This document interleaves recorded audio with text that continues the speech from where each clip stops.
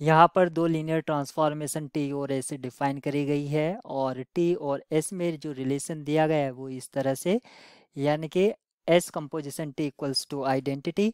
Identity transformation जो होता है वो बाइजेक्टिव होती है, इसलिए टी जो होगा आपका 1 1 होगा और एस आपका ऑन टू होगा।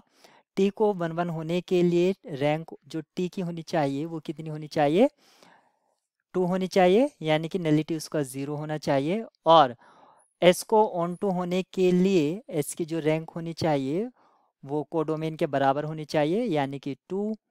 और नलिटी, क्योंकि हमें ऑन टू करना है,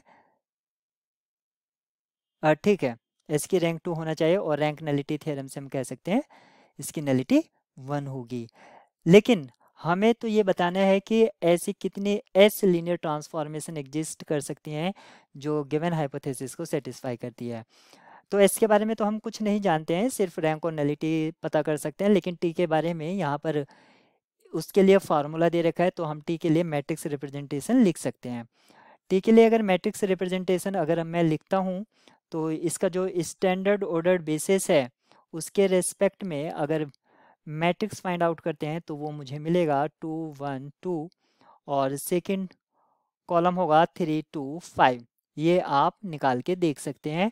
इसका जो साइज है, क्योंकि टी के कोडोमेन का साइज है 3 और डोमेन का साइज है 2, यानी कि उसके डायमेंशन 2 है, तो 3x2 का होगा। अब क्योंकि हमें चाहिए एस कंपोजिशन टी, तो हम इसी कंसेप्ट को यूज़ करेंगे। एस का जो साइज होगा अगर मैट्रिक्स रिप्रेजेंटेशन लिखते हैं तो इसका क्या साइज होगा 2x3। तो एक 2x3 मैट्रिक्स कंसीडर कर लेते हैं हम, जिसके एलिमेंट्स हैं A B C D E F, और इसको हमें टी के साथ ऑपरेट करना है। तो टी है हमारे पास 2 1 2 और 3 2 5 equals to identity. Identity matrix कौन से साइज की, वो 2x2 की होगी, यानी कि 1 0 0 1। अगर इसको सिंप्लीफाइड करते हैं तो हमें एक सेट ऑफ इक्वेशन मिल जाएगा, यानी कि 2a plus B plus 2c equals to 1, फिर 3a plus 2b plus 5c equals to 0। तो यहाँ से हमें 4 इक्वेशंस मिलेंगी। कितनी इक्वेशंस मिलेंगी, 4 इक्वेशंस मिलेंगी। थर्ड इक्वेशन है 2d plus E plus 2f equals to 0, और last 3d plus 2e plus 5f equals to 1।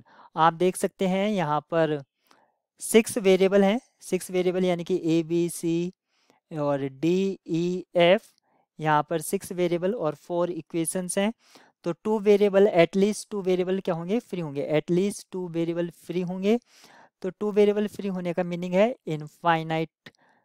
ठीक है, ऑप्शन डी क्या होगा, infinitely many linear transformation exist करेंगी।